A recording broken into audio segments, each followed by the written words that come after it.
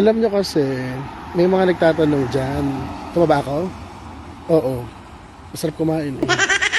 Kung natanong nasan ako, nasa ano, yun, eskwelahan.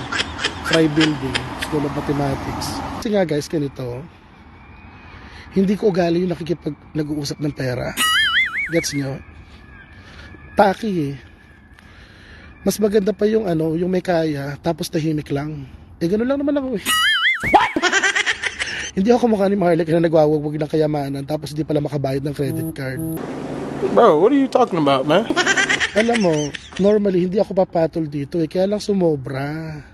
Nandadamay na ng bata.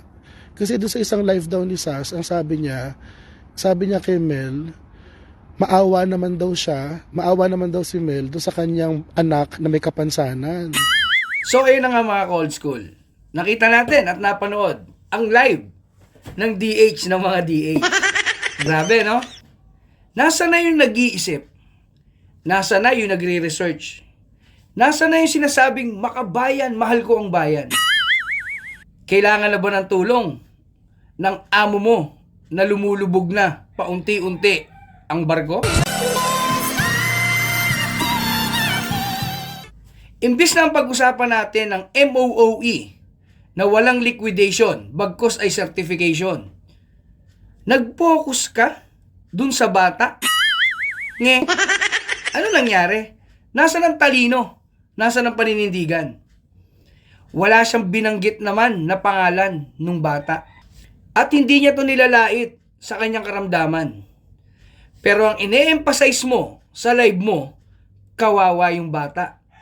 Di ba mas dapat nating isipin, kawawa ang mga Pilipino sa pagiging mga bulag nyo at panloloko ninyo sa taong bayan? Lalo na sa mga bayaning dakilang OFW.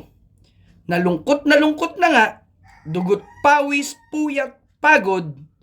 Ang ginagawa naman ninyo, lalong pahirapan, lokohin ang mga nagtatrabaho sa ibayong dagat. Ibang klase rin.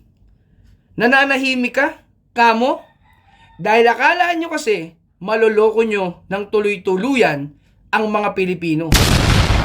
Inilalabas ka na ng amo mo dahil mukhang sayang naman ang pagpapaaral, ang allowances, kung hindi ka nila mapapakinabangan. Masyado na kayong bukilya.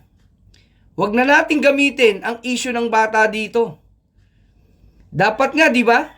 Katulad ng dating TV na kilala namin, na lahat ay binubusisi para ipaalam sa publiko ang ginagawang pagmamaltrato sa kaban ng bayan, ang ginagawa ng mga korap, ang ginagawa ng mga manloloko. Nasaan na yung TV na yun? Wala na, di ba? Pero kung papansinin natin, lobong-lobo ka na dyan sa London. Parang wala kang kaproblema sa buhay. Tapos ngayon, ang gagamitin mong issue, ibabalik mo sa bata. TP, ngayon ako naniniwala na ang ibang taong may prinsipyo at dignidad nababago ng salapi. Ang masakit pa, ang salapi naman na nagpapabago sa inyo ay hindi naman galing sa mga trapong politiko. Ito'y galing sa dugot pawis ng mga ordinaryong Pilipino. Huwag kayong magpakasilaw sa kapangyarihan. Hindi nyo to mahahawakan ng panghabang buhay. Tuloy-tuloy nyo ang panloloko. Pero tandaan mo, may kasabihan tayo. Matalino man daw ang matching na kagaya nyo, na paglalalangan din. Hindi habang buhay nasa inyong kapangyarihan.